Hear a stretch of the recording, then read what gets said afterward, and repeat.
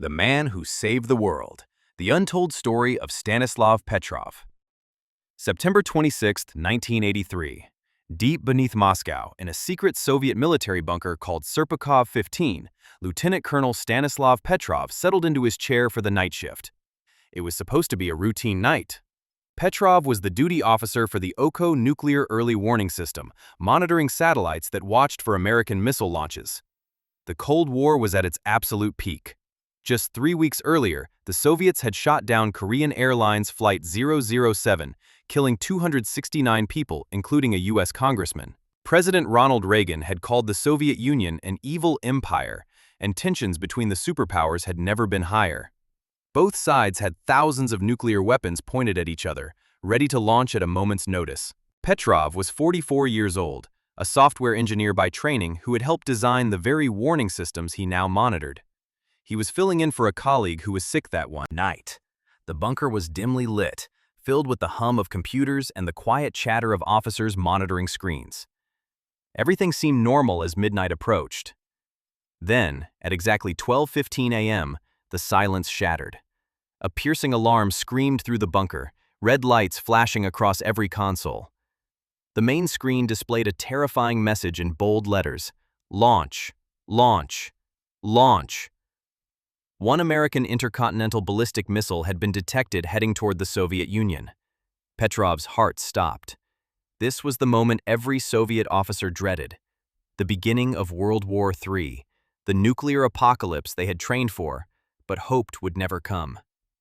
The protocol was crystal clear. If an attack was detected, Petrov must immediately notify his superiors, who would alert the Soviet leadership. The Kremlin would then have just minutes to decide whether to launch a devastating counterstrike. The Soviet doctrine was launch on warning. If attacked, they would unleash their entire nuclear arsenal before the American missiles could destroy their launch sites. This meant total nuclear war. Petrov stared at the screen, his hands shaking. Around him, junior officers were shouting, pointing at their monitors, waiting for his command to sound the alarm up the chain of command. The satellite data seemed definitive. The computers showed a missile launch from a U.S. base, trajectory calculated, impact time estimated at 23 minutes. Every technical indicator said the attack was real, but something felt wrong to Petrov. His intuition screamed that this didn't make sense, even as his training told him to follow protocol immediately. If the Americans were really launching a first strike, why would they send just one missile? The U.S. had thousands of nuclear weapons. A real attack would be massive, overwhelming, not a single missile. Petrov's mind raced through the possibilities. He had helped design this system and knew it had never been tested in real combat conditions. Could it be a malfunction? The alarm continued screaming. Officers were yelling at him to make the call. Every second of delay could mean the difference between Soviet survival and annihilation. Then the screen updated with new information that made Petrov's blood run cold. Not one missile. Now the system detected 5 missiles launched from different U.S. bases, all heading towards Soviet territory. 5 missiles. Still not enough for a full-scale attack, but too many to be a coincidence. The probability calculations on the screen showed 100% certainty. This was real. Petrov had to make a decision right now, call his superiors and potentially start a nuclear war that would kill hundreds of millions. Or trust his gut that something was wrong with the system. His hand hovered over the red telephone that connected directly to Soviet military command. One call would set in motion an unstoppable chain of events leading to global nuclear holocaust. Around him, junior officers were practically screaming. "Sir, we must report this! The missiles are coming! We have to alert Moscow now!" The seconds ticked by. Each moment of hesitation was a violation of protocol, potentially a court-martial offense. But each moment also brought Petrov closer to certainty about what he needed to do. He thought about the system's design. The satellites detected missile launches by looking for the heat signature of rocket engines against the cold darkness of space. But the system was new, prone to errors, never combat tested. It was autumn, and the sun was at a particular angle. Could the satellites be detecting sunlight reflecting off clouds and mistaking it for missile launches? Petrov made his decision. He picked up the phone, But instead of declaring a missile attack, he reported a system malfunction. "False alarm," he told his superiors, his voice steady despite his racing heart. The officers around him gasped in shock. He was contradicting the computers, going against protocol, betting the survival of the Soviet Union on his intuition. His superiors on the phone demanded confirmation. "Are you certain, Comrade Colonel? The system shows 5 missiles inbound. How can you be sure it's false?" Petrov couldn't be sure. He had no proof, no technical data to back up his claim. He simply said, "Ground radar shows nothing. It must be a computer error." The minutes crawled by in agonizing tension. If Petrov was wrong, if real American missiles were actually coming, they would impact in less than 20 minutes, and the Soviet Union would have no time to respond. The bunker fell into an eerie silence as everyone waited. Officers stared at their screens, watching for any sign of incoming missiles on ground radar systems. 5 minutes passed, then 10. The impact time for the first missile came and went. Nothing happened. No explosions, no nuclear fireballs, no end of the world. 15 minutes, 20 minutes, still nothing. Petrov had been right. It was a false alarm, a catastrophic computer error that had nearly triggered World War III.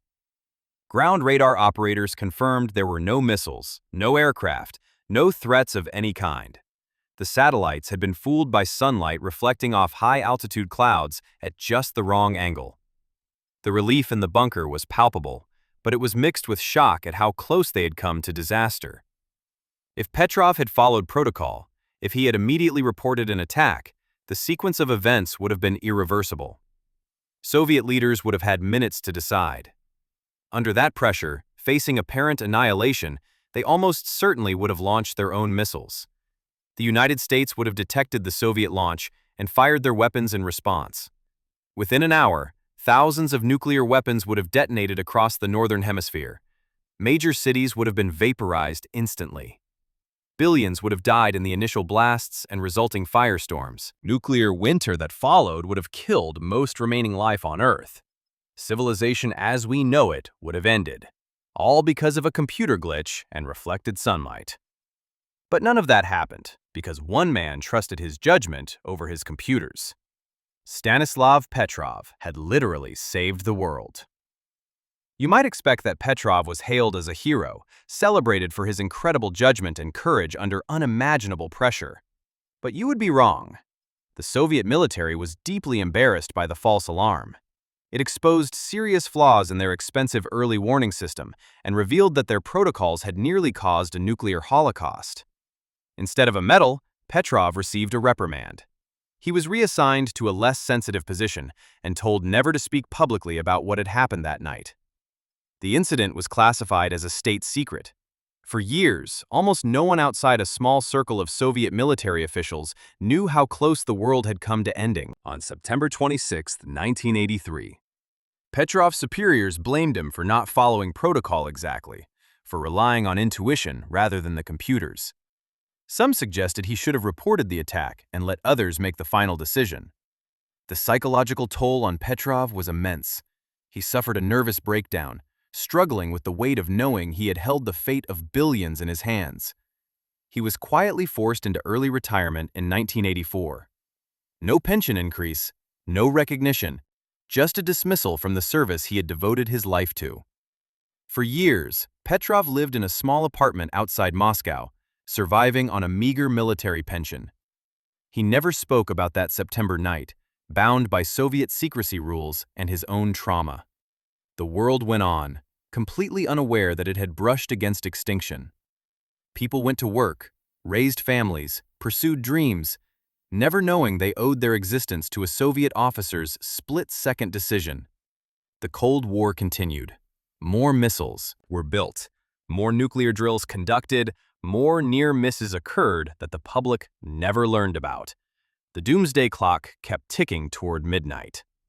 It wasn't until 1998, after the Soviet Union had collapsed, that Petrov's story finally became public. A Russian military journalist discovered documents about the incident and tracked Petrov down. At first, Petrov refused to talk. The memories were too painful, the decisions too heavy. He had spent 15 years trying to forget that night, but eventually he agreed to share his story. The world needed to know how fragile peace really was, how close we had come to annihilation over a computer error. When the story broke internationally, people were stunned. A global nuclear war had been averted, not by diplomacy or deterrence, but by one man's intuition and courage to disobey orders. The Association of World Citizens gave Petrov an award, calling him the man who saved the world. He traveled to the United States where he was honored at the United Nations, but Petrov remained humble about his actions. "I was just doing my job," he would say. "I had a funny feeling in my gut that this was a false alarm. I didn't want to be the man who started World War III. He did admit that the decision had been agonizing. "I had a 50-50 chance of being right," he said in later interviews. "But I just couldn't believe the Americans would start a war with only 5 missiles. Other details emerged about that night. The computer error had been caused by a rare alignment of sunlight, clouds, and satellite orbit.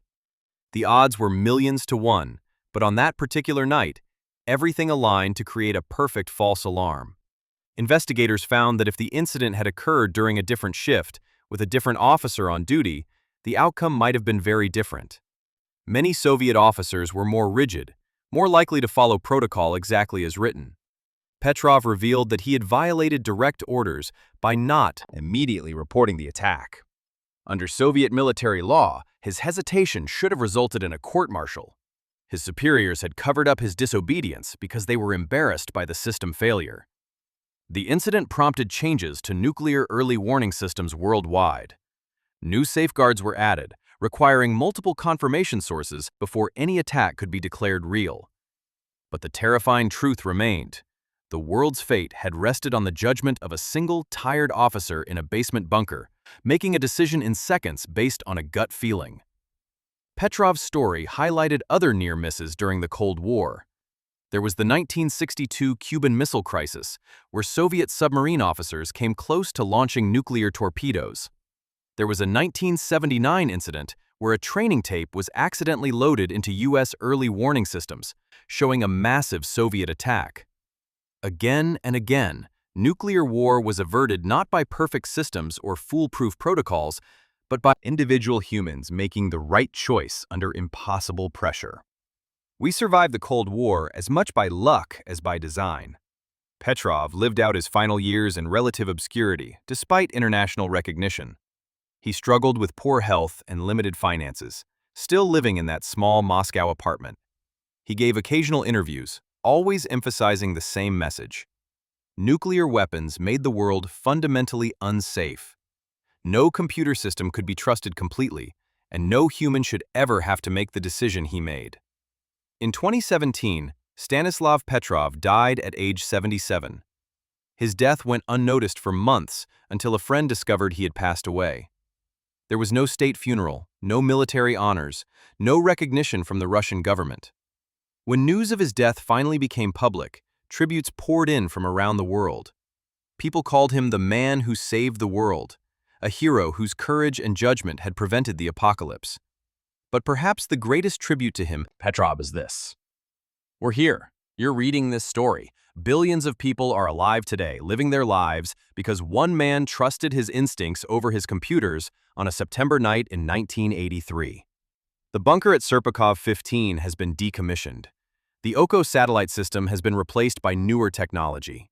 The Cold War ended decades ago, though nuclear weapons still exist in the thousands. But the lesson of Stanislav Petrov remains urgently relevant. In an age of automated systems, artificial intelligence, and hair-trigger nuclear responses, we still depend on human judgment to prevent catastrophe. Petrov's story is a reminder that heroes don't always wear capes or receive medals. Sometimes they're tired, middle-aged officers sitting in basement bunkers, making impossible decisions that they carry silently for the rest of their lives. And sometimes, the most heroic thing you can do is say no when everyone around you is screaming yes. To trust yourself when the computers, the protocols, and the doctrine all point in the opposite direction. Stanislav Petrov saved the world not by acting, but by refusing to act, by choosing doubt over certainty, by valuing judgment over obedience, by being human when the machines wanted him to be automatic. Every person alive today owes their existence in part to a man who had the courage to question what the computers told him on one terrifying night during the Cold War. This is his story. This is how close we came to the end. This is why we're still here.